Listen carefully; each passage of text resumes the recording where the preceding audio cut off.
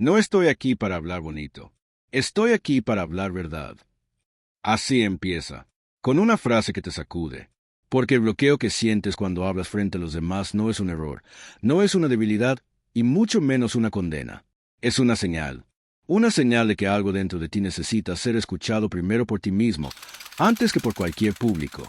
Hoy vamos a ir al fondo de ese silencio incómodo. Vamos a hablar de por qué tu mente se queda en blanco cuando tu alma quiere gritar. Y lo vamos a hacer sin rodeos, sin teorías vacías, sin fórmulas mágicas, solo con lo real.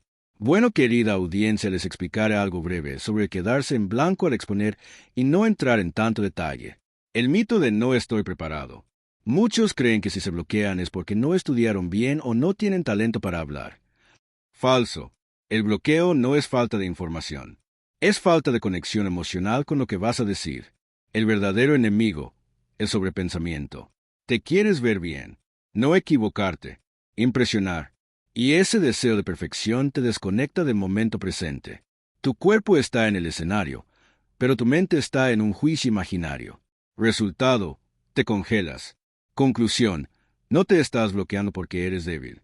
Te bloqueas porque estás solo frente a una parte de ti que no has aprendido a calmar. Te compartiré algunas frases que pueden ayudarte a calmar esa mente. Antes de hablar, estoy preparado. Lo tengo dentro. Durante el discurso, respiro. Confío. Hablo. Después del bloqueo, vuelvo al presente. Y sigo. Ahora pon absoluta atención a lo siguiente. ¿Cómo romper el bloqueo mental a largo plazo? Crea micromomentos de exposición diaria. Grábate hablando en voz alta sobre un tema que amas. Da tu opinión en clase o reuniones, aunque te tiemble la voz. Escribe ideas y léelas en voz alta frente al espejo. Aprende a fallar sin trauma. El bloqueo se vuelve trauma cuando lo castigas. Haz las paces con equivocarte. Todos los grandes oradores empezaron tartamudeando.